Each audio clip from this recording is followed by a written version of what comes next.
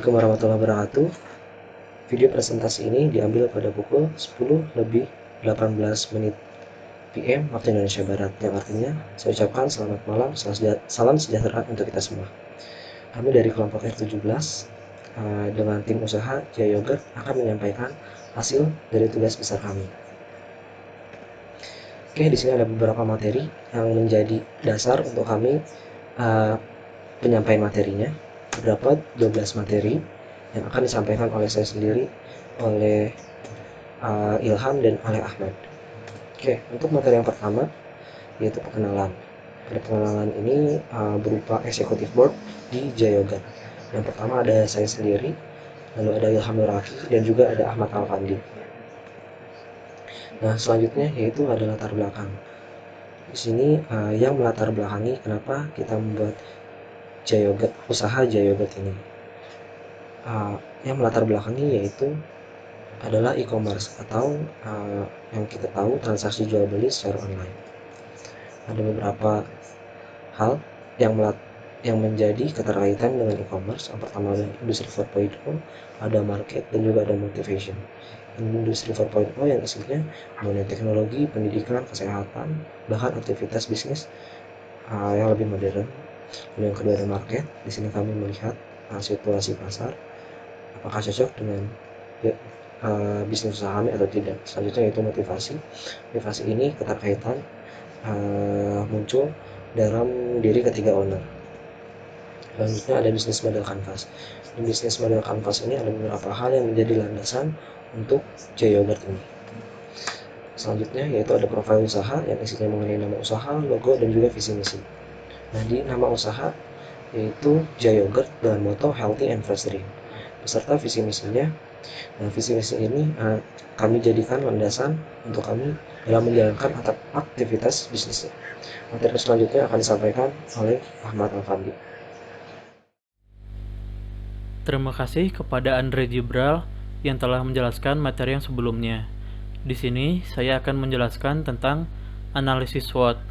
Analisis SWOT digunakan untuk memonitoring dan juga mengevaluasi suatu strategi perencanaan bisnis, yaitu berdasarkan strength, weakness, opportunity, dan juga threat.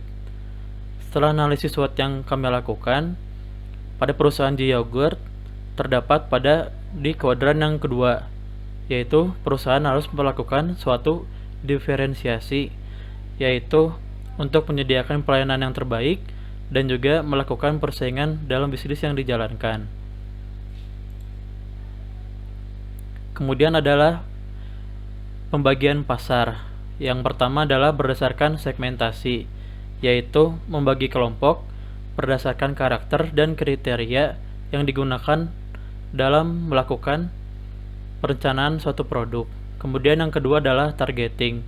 Targeting adalah penetapan pasar. Jadi setelah melakukan segmentasi, yang kedua adalah targeting untuk menetapkan pasar yang dituju ingin dipasarkan kemana. Yang ketiga adalah positioning yang digunakan untuk menetapkan tujuan produk yang akan dipasarkan. Selanjutnya adalah alur proses bisnis yang dilakukan oleh PT Jaya Yogurt. Yang pertama inputnya adalah planning, yaitu menetapkan perencanaan penjualan. Kemudian ada desain dengan membuat suatu logo. Kemudian membuat produk yang ingin dipasarkan. Kemudian prosesnya adalah melakukan penjualan kepada konsumen. Kemudian melakukan promosi agar produknya semakin dikenal oleh konsumen dan menghasilkan output, yaitu pertama konsumen menerima barang produk dengan sempurna dan baik, kemudian mendapatkan keuntungan dari hasil penjualan. Di sini kami memiliki 3 jenis produk. Yang pertama adalah yogurt stick mini pack, yang kedua yogurt botol, dan yang ketiga adalah pembelian paket yogurt stick mini dan juga botol. Untuk harga yang kami tawarkan kepada konsumen, yang pertama untuk yogurt stick mini pack, yaitu harganya berada di kisaran Rp13.000. Kemudian untuk yogurt botol berada di Rp9.000. Kemudian untuk pembelian paket stick dan botol berada di Rp23.000. Untuk pembayaran yang dilakukan dapat dilakukan dengan beberapa layanan. Yang pertama adalah menggunakan transfer via bank, BCA dan BNI. Kemudian untuk transfer e-money yaitu melakukan pembayaran melalui GoPay, OVO, Dana, dan ShopeePay. Kemudian untuk cash digunakan untuk sistem pembayaran cash on delivery. Materi yang selanjutnya akan dijelaskan oleh Saudara Ilham Nurhaki.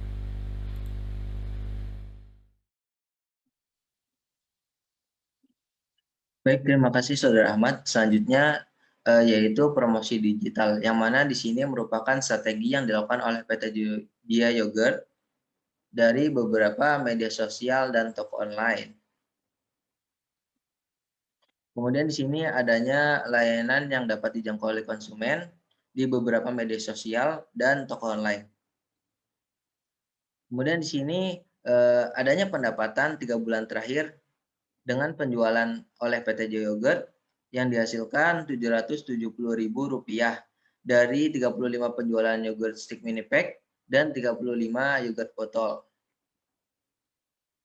Kemudian di sini adanya laporan laba rugi dari PT Joy Yogurt, yang mana PT Joy Yogurt dapat mengembalikan modal awalnya dengan selama 2 bulan penjualan.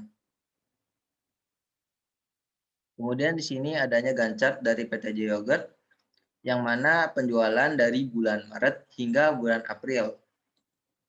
Kemudian di sini adanya proyeksi penjualan 6 bulan ke depan dari bulan Maret hingga bulan Agustus yang dilakukan penjualan oleh PT Joy Yogurt. Nah, kesimpulan yang didapatkan dengan adanya e-commerce, maka didapatkannya suatu usaha yang dapat mempermudah kami dengan melakukan ekspansi dan promosi bisnis secara efisien dan efektif, dan juga dapat bersaing sehat dengan kompetitor-kompetitor lainnya. Terima kasih, Dia Yogurt Healthy and Fresh Drink. Thank you. Wassalamualaikum warahmatullahi wabarakatuh.